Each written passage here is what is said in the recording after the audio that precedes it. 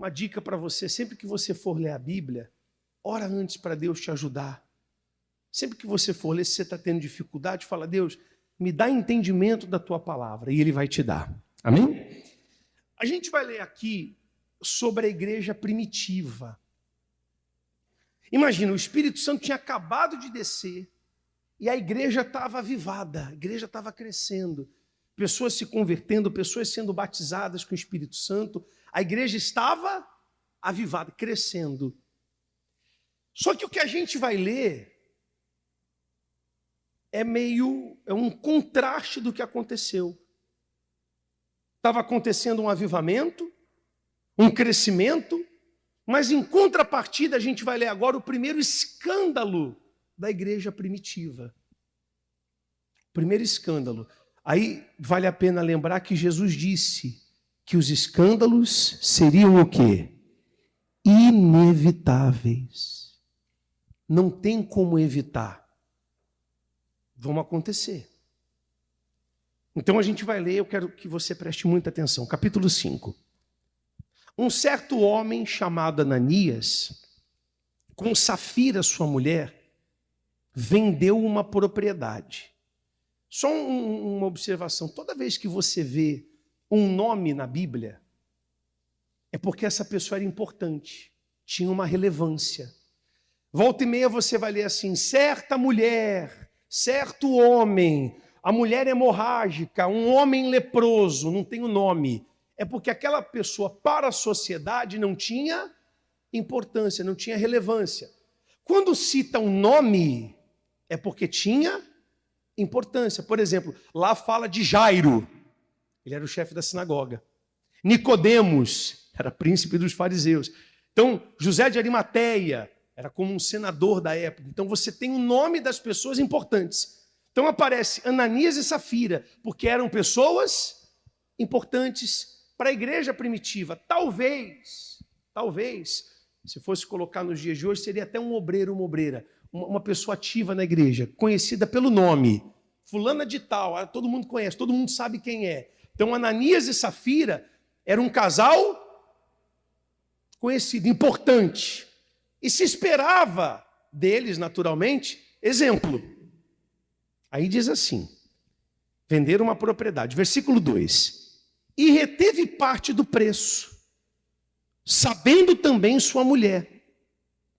E levando uma parte, a depositou ao pé dos apóstolos. Então, é como se eles tivessem vendido uma propriedade para dar de oferta. Partiu deles. Só que na hora que eles foram cumprir o voto, o olho cresceu. E ao invés de cumprir o voto que eles fizeram, eles retiveram parte do preço.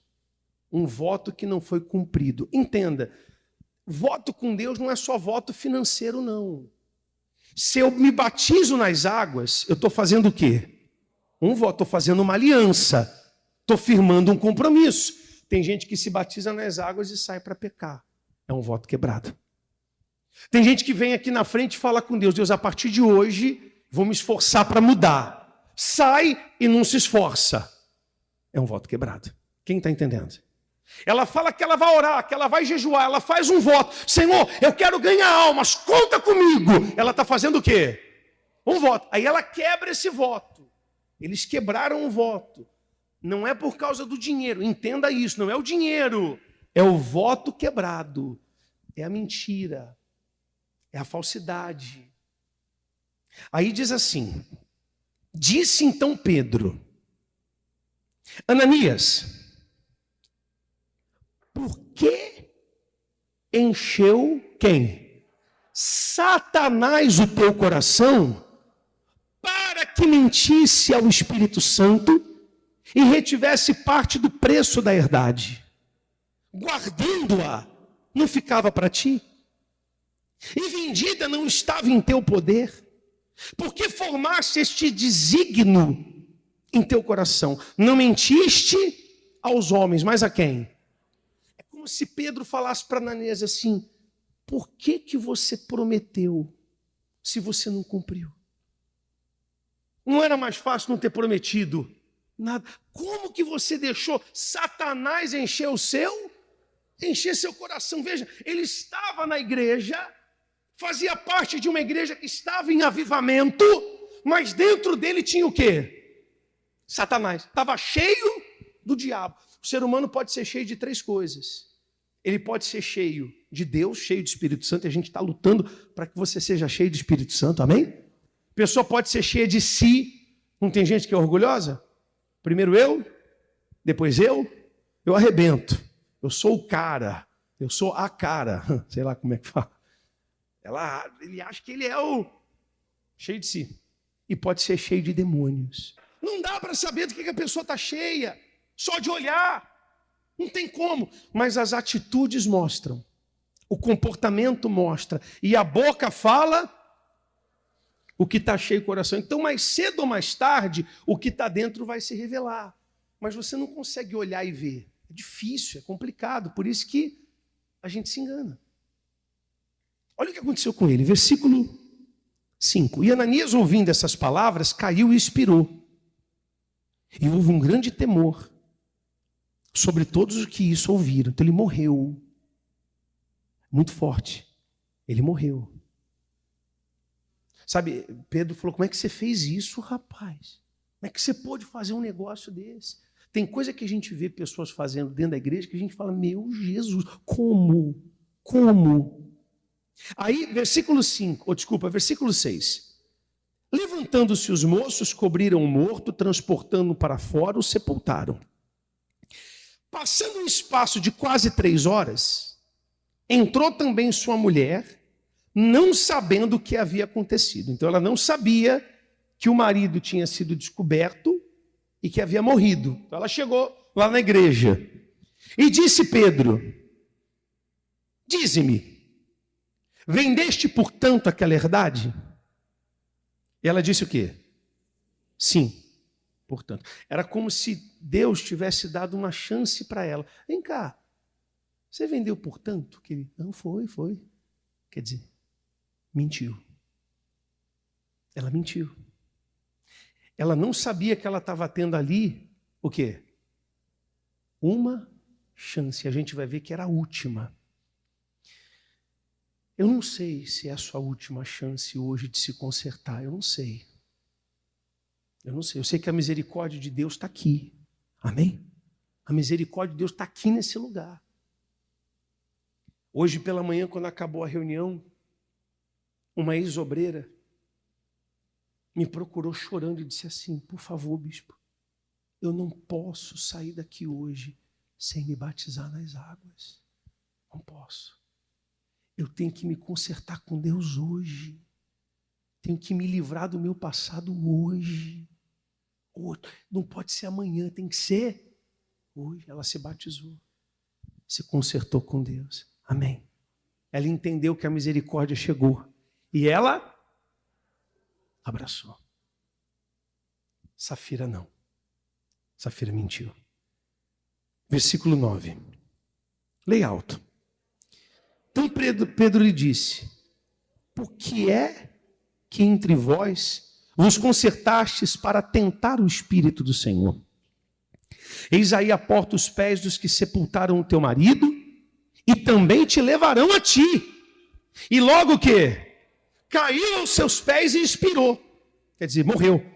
Entrando os moços, acharam-na morta, levaram para fora e sepultaram junto com seu marido.